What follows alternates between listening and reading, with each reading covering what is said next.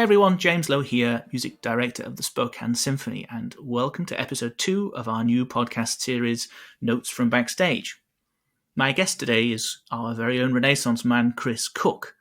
Chris and I talk about music and poetry, of course, and how his musical training has helped him become the polymath he is today. Before we get to the interview, though, I have a request. As I'm sure you're all aware, the COVID-19 crisis has had a profound effect on all arts institutions worldwide. Because of the way our complicated contracts work, some of our musicians may fall through the cracks even with the new CARES Act.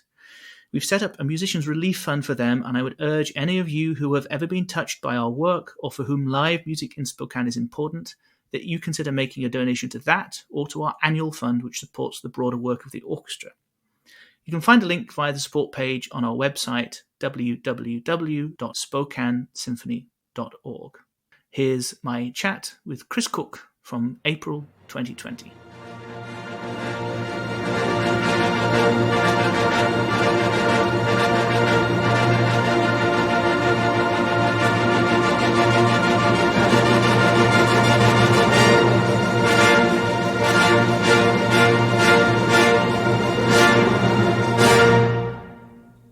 Chris Cook, trumpeter, City of Spokane, poet laureate, yo-yo demonstrator, foosball champion, and all-round gentleman, welcome to Notes from Backstage. Thank you so much, James. You've been doing your homework.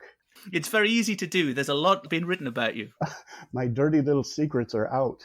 Where are you at the moment, and what are you doing?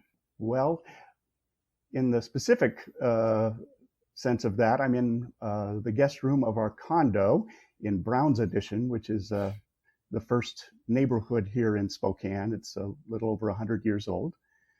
And what I'm doing, professionally anyway, is I'm continuing to teach trumpet lessons as best I can virtually at Gonzaga University.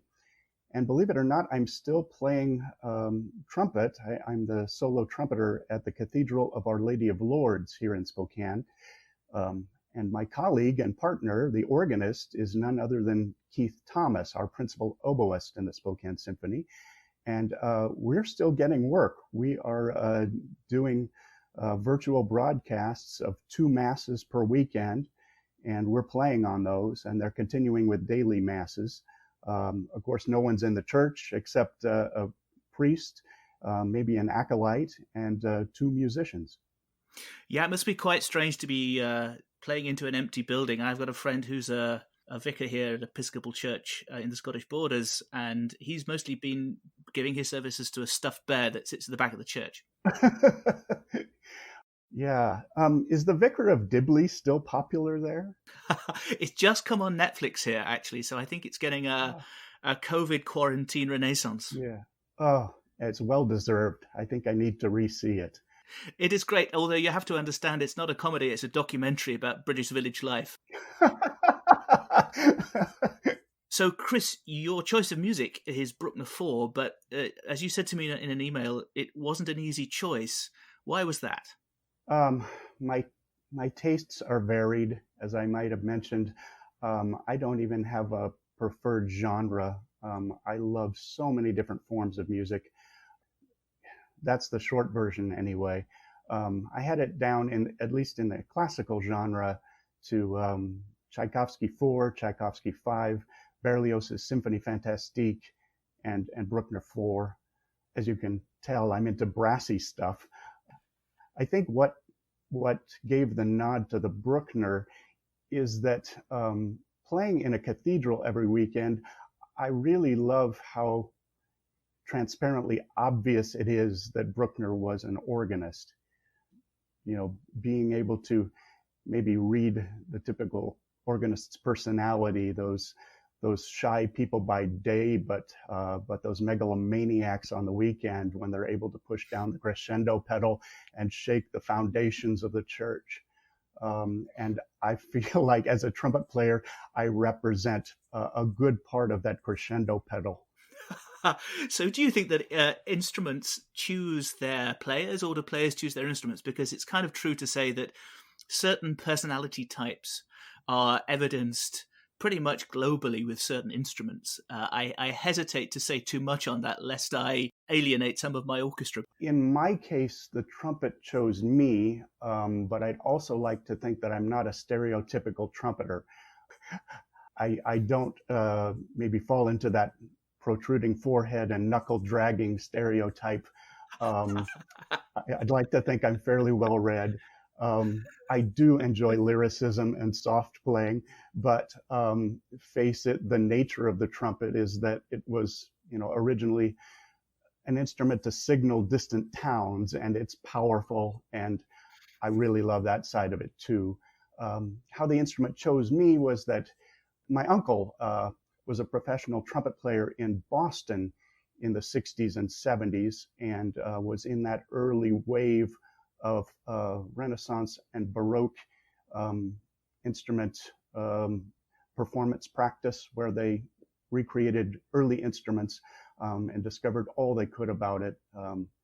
He recorded with New York Pro Musica and toured with the Ed Tarr Brass Ensemble, playing cornetos and natural trumpets. And one of the treats of going to family weddings was that Uncle Dick would always play the natural trumpet or the Baroque trumpet at them. And even as a kid, it raised the hair on the back of my neck and seriously affected me in all the best possible ways. So my uncle was one of my very first teachers, and of course I followed in his footsteps to Boston for my schooling. My wife Kathy and I went to visit him in Costa Rica a few years back, and I was stunned to hear that the beautiful Bach Stradivarius trumpets that he played when I was growing up, he had saved for me. And so there was considerably more luggage on the way back to Spokane after that trip. And it's the B flat and the C trumpet I still play every day and perform with in the Spokane Symphony. That's absolutely wonderful.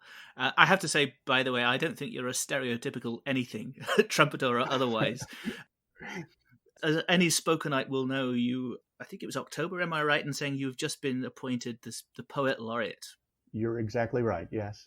Tell me a little bit about what are your duties as a Poet Laureate, and particularly kind of in this time, how do you respond to what we're going through right now? Yes. Well, you're right. The job description has changed radically, and I'm still trying to reinvent that job description. Fortunately,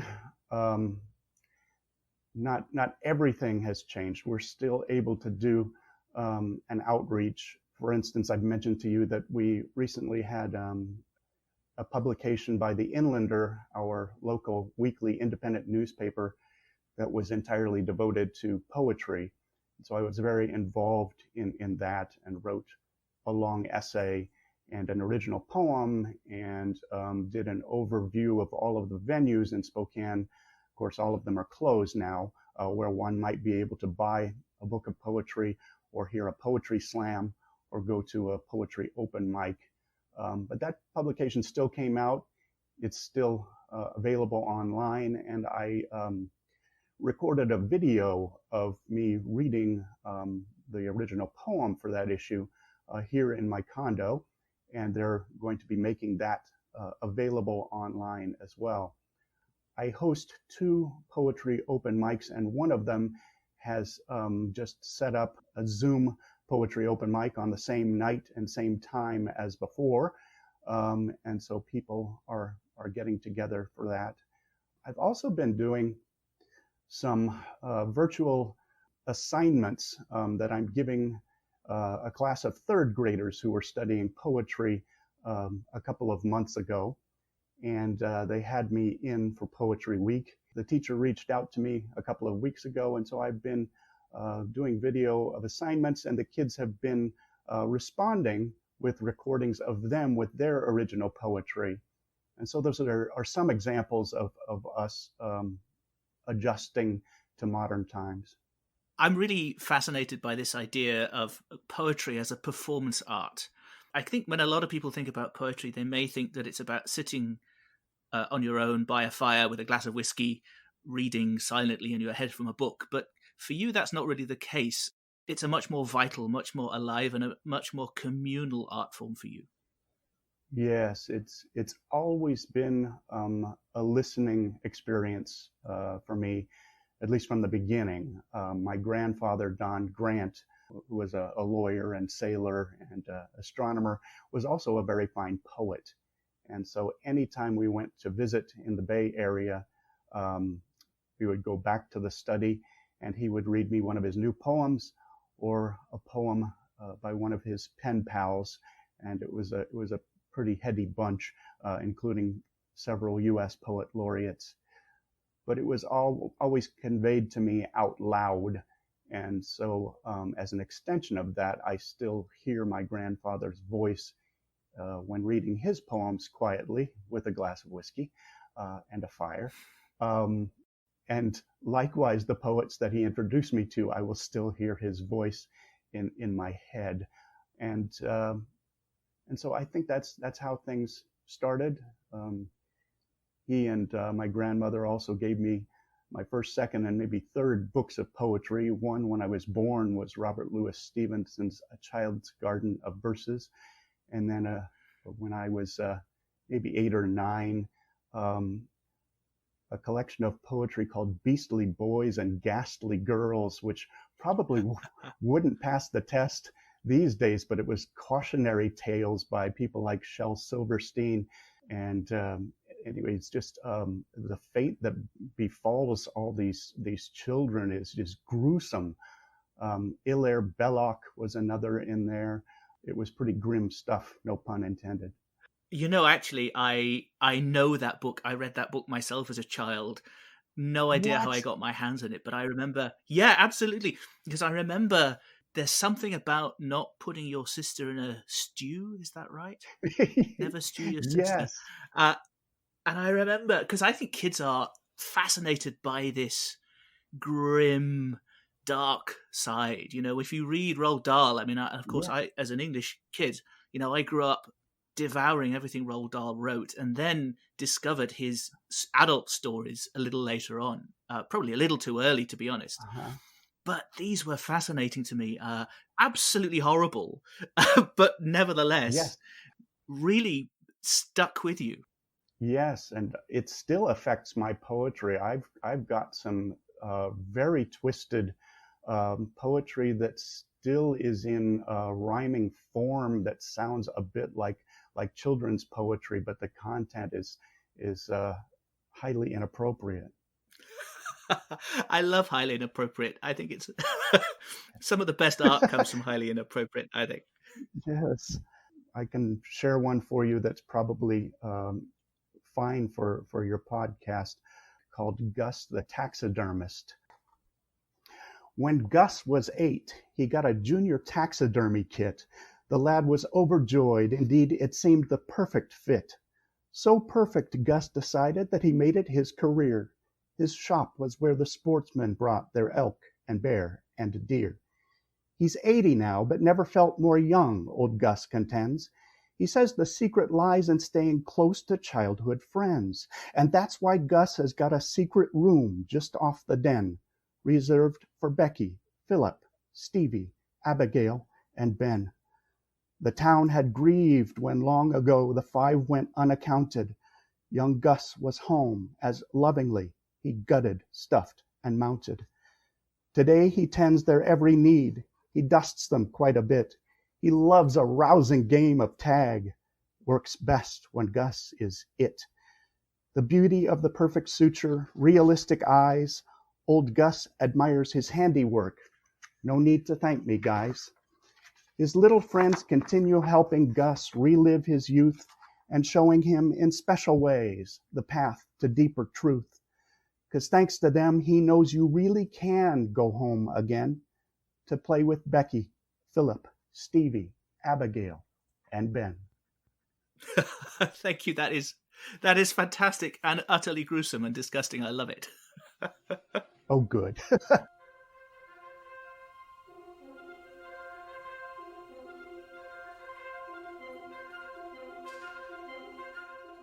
We were talking when we were setting this up over email. We were talking about the idea of the Kaylee, For those of you who don't know, I'm currently here in Scotland, and the Kaylee. Well, it's a couple of different things. So that growing up, I was a student in Scotland, and a Kaylee for us was a bit like a kind of Scottish barn dance. You go, there's a traditional band. Then there's a caller who goes through the steps of each dance, and then they play the dance. And it's great, great fun. It sounds a bit square, but it's not. It's brilliant. And it's something that anybody and everybody can do. You don't need any dancing skills, which is great for me because all of my rhythm sadly lies above the waist. But the real original Kaylee was a gathering of people to play music, sing songs, recite poetry, and dance. Tell me, was your grandfather, did he have some Scottish background? Yeah, out of interest? absolutely. Yes, yes. I still have his tam, his curling pin, and his vest with the Buchanan clan tartan on it. And actually, his son, my uncle Don, still goes to folk dances in the Bay Area in Aptos, California, wearing his kilt. You can wear it in California. It's good weather for wearing a kilt. I can say, having worn a kilt in blustery Scotland, you've got to be sure of where you put your sporran. And I know you've written a poem on the subject of the Kaylee, which I think we'll come to a little bit later. But I just wanted to loop back briefly back to music, because I like very much this idea of yours of having a very broad musical taste and not being able to say a favorite genre. And I was amazed when you said in your email to me that you have a favorite duo of rappers from my hometown of Nottingham in England. Yes, Sleaford Mods. And it's not for everyone. It's very profane, but I like the descriptiveness. It's very streetwise. I love the British slang. I like trying to essentially translate a foreign language for me. But it's very gritty and yet descriptive and poetic in a grimy way. That pretty much sums up my hometown, to be honest. Pretty poetic in a grimy way. I mean, I love where I come from. It's a great town, but it had a lot of troubled times. A lot of the troubled times were when I was a very young kid in the 80s. Interesting you talk about it as a foreign language, because there is a very strong Nottingham dialect, which I don't have so much anymore. Certain words come out with it, but certainly when I was growing up, it was a bit stronger. But our greeting to each other in Nottingham is "Hey up, me duck," which is "Help me, Doc." No. So it's "Hey up," EYUP with an exclamation mark. "Hey up," which means hello. Hey up, and me duck. I guess it's MIDUC or DUCK, like as in the thing with legs that quacks. I think it comes from an ancient medieval word. From Duke or something like that. I'm not sure exactly the etymology, but essentially it's this very old greeting, and everybody still says it in Nottingham. "Hey up, me duck." Clearly, I mean, words and the rhythm of words and the music of words are incredibly important for you as well. And I'm interested very much in this idea of a poetry slam. Can you explain what a poetry slam is for those who don't know it? Yeah, sure. It's actually a live poetry competition. And it is judged and scored by 5 randomly chosen judges that have no connection to the poets. It's scored on a scale of 1 to 10. The top and bottom scores are thrown out, and the middle 3 are combined for the poet's score. You have a 3-minute time limit, and you must perform original poetry. It's not reciting someone else's. It's your own stuff. And it is global. I've competed representing Spokane at National Poetry Slam, and we had some Brits and we had some Frenchmen, but it exists worldwide. And there's even a team aspect to it as well. You can perform individually or with your teammates. Usually each city represented has a team of 4 poets, and usually the team pieces score a bit higher just because of the energy. I became a little bit obsessed. I saw this really cool YouTube video ages ago, like a rap battle between a kid who's clearly a hip hop artist and his old high school English teacher. And it was just hilarious to watch these two throwing these brilliant insults at each other. Well, the rhythm of words, yeah, it's so important. I was fully armed at National Poetry Slam with a lot of my rhyming metric verse, essentially form poetry when everybody else was doing free verse. And it appealed to people, and it scored pretty well. So I'm not ready to give up on it yet. There is a wonderful twist I love with really good rhyming verse poetry. You think how they're going to do it, and then they just come and twist it at the end with something totally so much better and brilliant. Yes. I hate it when you can see the rhyme coming. It just seems like a bad greeting card. But yeah, when there are surprises, and when composers and lyricists do it, I love it with the added element of music. I think I've mentioned to you how I grew up with Flanders and Swann's recordings, courtesy of my grandparents, the same grandfather that introduced me to poetry. And they also would keep in their underwear drawer vinyl recordings of Tom Lehrer, who just turned 92 last week, I read. But these were really witty, but sometimes inappropriate songs. And Tom was a keyboard player, pianist, and lyricist, but really witty stuff. I think that's the genius of Tom Lehrer, is how he can say something really acerbic or off color, and somehow, because it's so clever and smart and brilliantly and dryly delivered, it doesn't have the sting. Somehow he gets away with it. I also adore Flanders and Swann. I grew up with them, and for those people who don't know, I mean, you can find all of this kind of stuff on YouTube, on the internet now, but Flanders and Swann, if you particularly listen to Mozart's Horn Concerto, which Flanders sings, it's a story of him buying a horn in a junk shop and his neighbors going crazy, and it's set to the tune of the last movement of the famous Mozart Horn Concerto, and it's just genius. Yes, and he even does the cadenza. Exactly. Yes. Yeah, I think maybe it's called Ill Wind. I'm not sure. That sounds about right. That does sound right. But humor is clearly something very, very important to you. It is to me as well. I think humorlessness is one of the greatest failings of anybody. And I think to live life with a sense of humor, particularly of one's own problems and failings, I think is hugely important. Yes, I suppose it's just part of my makeup. Maybe it dates back to Beastly Boys and Ghastly Girls. I don't know. It's a funny thing. The idea of humor within a rehearsal setting can be a dangerous one, because of course you can lose an orchestra that way too.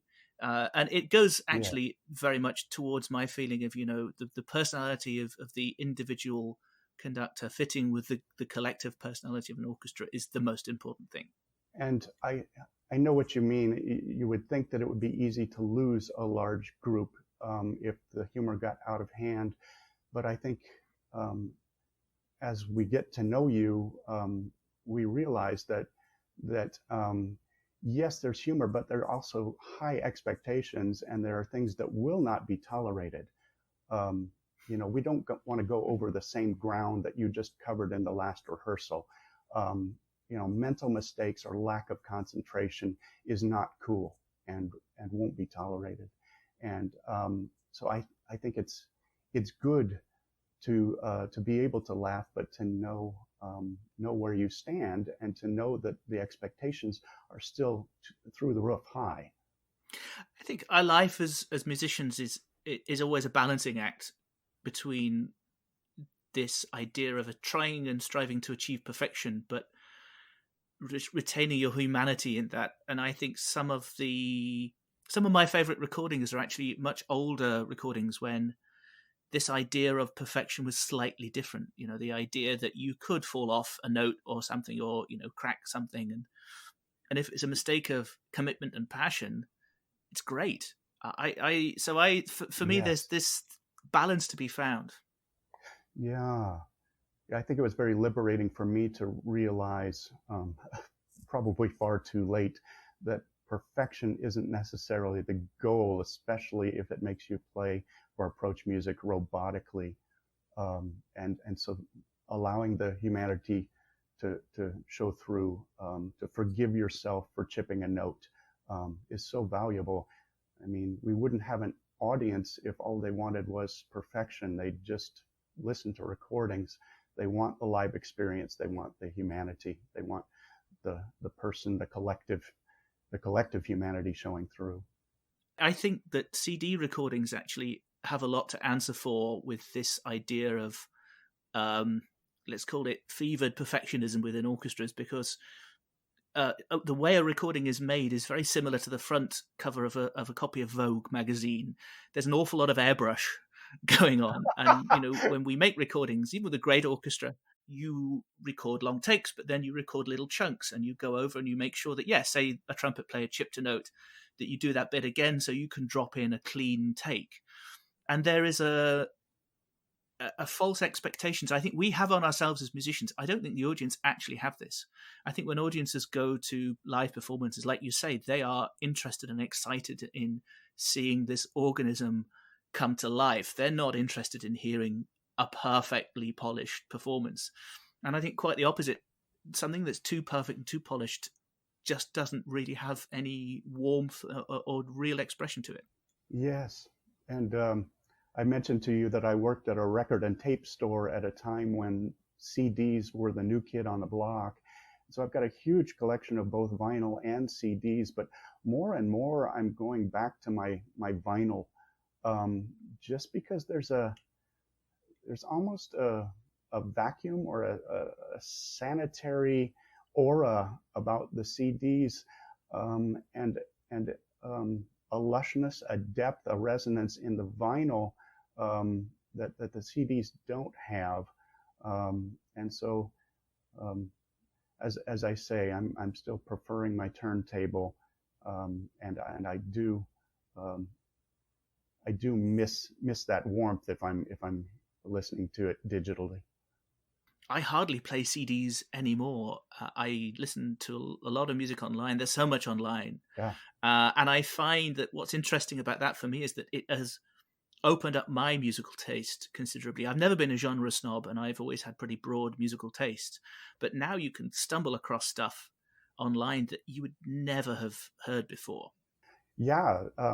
Speaking of which, I don't want to get ahead of where you want to be, but thank you for turning me on to COVID Kaylee, the Twitter feed. It was so fun yesterday, just dropping in on musicians playing their hearts out. Isn't it great? There is a Scottish fiddler called Duncan Chisholm, and he has set up this Twitter hashtag called COVID Kaylee. Kaylee, by the way, is spelled Ceilidh, obviously, and it's musicians from all around the world playing Scottish tunes and having a lovely time and just trying to make a community. And it is a really beautiful thing. My project at the moment is I am learning Scottish folk fiddle, having been born a viola player and being a classical guy all my life. I decided now's the time to loosen it up a bit and play folk music. But it's actually, for a classically trained player, incredibly hard to transition. Not to get too technical, but some of the bowing techniques are incredibly virtuoso in this folk tradition, and very, very different from the instincts that you're taught as a classical player. Obviously, you as a trumpet player, you have to master a whole number of genres. Was that something that always came easily to you? I think we just accept it when we have a trumpet in our hands and realize that it's an integral part of a funk band or a ska band or a polka band, a Dixieland band, certainly big band, jazz combos. I mean, there's and when I was little, my dad had all the Herb Alpert and the Tijuana brass recordings, so mariachi. Yeah, I think you just um, maybe accept the fact that you learn all these styles and you don't think of it necessarily as a separate challenge each time. It simply is. I mean, for people who trained primarily as classical players, this thing of just letting it go and not thinking about it can be tricky to do. Instant rehearsal death is always when you have a Viennese concert and you have to play Strauss waltzes, Yeah. and you then have this thing of swinging the kind of the three in the bar, which orchestras in the Vienna Philharmonic do it really naturally. But the second you think about it, the second somebody puts their hand up and says, "Excuse me, maestro," in inverted commas, do you want the third beat slightly later and the second beat slightly earlier? And then it's gone. You will never catch it again. It's game over. You can just all go home. Oh, I was just going to say, thank you for conducting us in Pop's concerts as well. Speaking of crossing genres, um, because truthfully, some of my most rewarding experiences and experiences I'm most grateful for came during Pop's concerts when we got to back up the likes of Johnny Cash and Ray Charles, or outdoor venues with the Moody Blues. That makes me tingle and makes me realize how lucky I am in that moment. It just seemed epic. And so I'm glad to see you on the podium for those experiences too. Well, I quite enjoy them as well. And I think it's a different thing. There's a different set of skills involved than, say, doing a Bruckner symphony, which is what we are both supposed to be doing this week, by the way.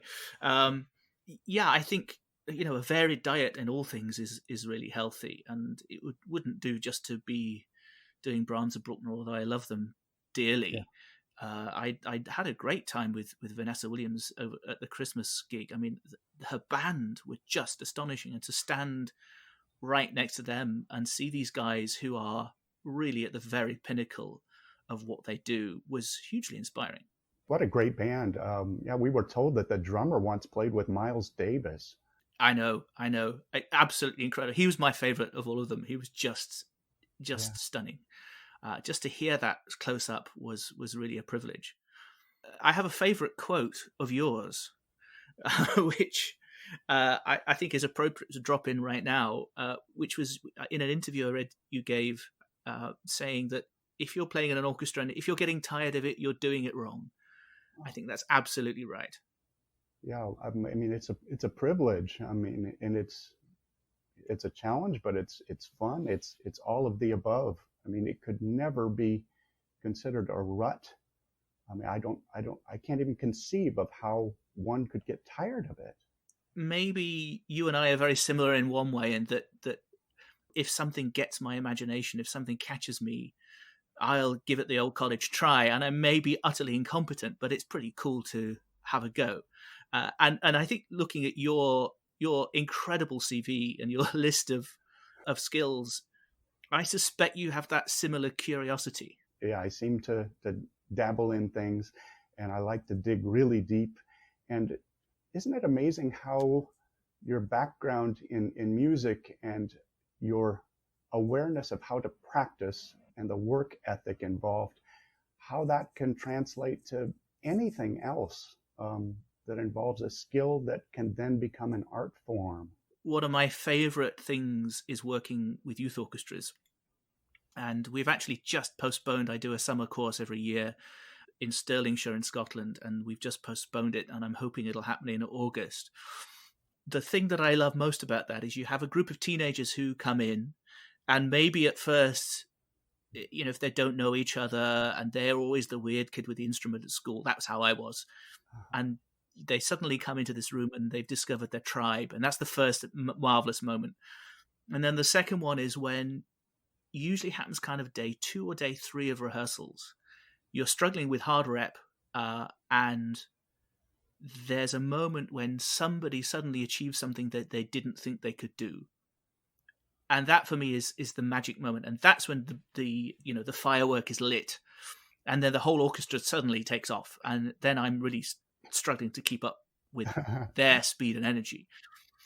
But you're right. This thing about learning an instrument, learning music, it gives you so much more than just the ability to press the right buttons on the trumpet. And boy, was I wrong when I took up the trumpet thinking it would be pretty easy because there were only 3 buttons. But they didn't tell me that there were an infinite number of notes possible per button.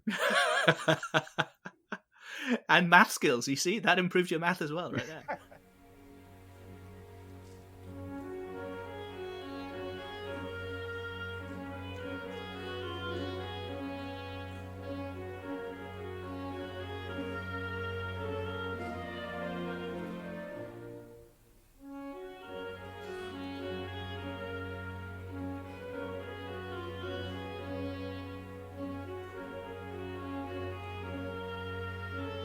You've got, is it 4 kids you have? Yes, they're all grown. There's one connection that I really didn't realize, which is the stand-up Kelsey Cook is your daughter, right? Yes, she is. So yeah, when she said on network television that her dad was as sexy as a fanny pack, that was me. Well, it depends on your opinion of fanny packs, to be honest. So as you might imagine, Kelsey is in the same bind as we are. It's a strange time to be a performing artist of any genre. I think, what we do is about bringing people together, and suddenly we are forced to be apart. Kelsey has 2 podcasts that generate some income, but by and large, it was, live appearances and merchandise sales that were her bread and butter. Well, I've got no doubt that we will, when this is all finally lifted and done and dusted, we will be so desperate for human connection and live performances. I'm hoping that there'll be a sudden boom in the entertainment industry when people realize that, maybe Netflix and Spotify aren't the be all and end all. Yeah, that's a beautiful thought, and I'm going to hold on to it. So, Chris, if you wouldn't mind, why don't we end with another one of your poems? Well, how about the Kaylee? That would be wonderful. Yes, please. So this is the poem that was just written for the Inlanders poetry issue. And here it goes. I'm on an airplane reading Jonathan Johnson's The Desk on the Sea, a gorgeous memoir honoring his mother, written during his year in Scotland with his wife and daughter. It's his ancestral home. It's also where my roots lie: heather, brambles, gorse, the old sod. Jonathan writes that renewal is visible even in the winter. December has begun. Somehow the roses in front of our cottage are still blooming. I learn of traditions where the school children, now including Jonathan's daughter Anya, participate in poetry recitation day, in choral singing, and in dancing at a gathering called the Kaylee. The parents and grandparents in attendance, once school children themselves, watch as another generation steps forward. The flight is returning us home from our son's wedding, the gathering of generations. It's February, but in San Diego the flowers don't care, blossoming in defiant glory. At the ceremony, I handled the poetry recitation, though Rob and Alyssa's self-written vows were beautifully poetic. During the reception, all ages danced to Earth, Wind, and Fire's September, our full-throated voices singing, "Do you remember?" Later, when newer music replaced the old, it felt right to step aside, leaving the young to dance. Chris Cook, thank you very much indeed. It's always a pleasure to talk to you. Thank you, and see you again soon. Thank you so much, James.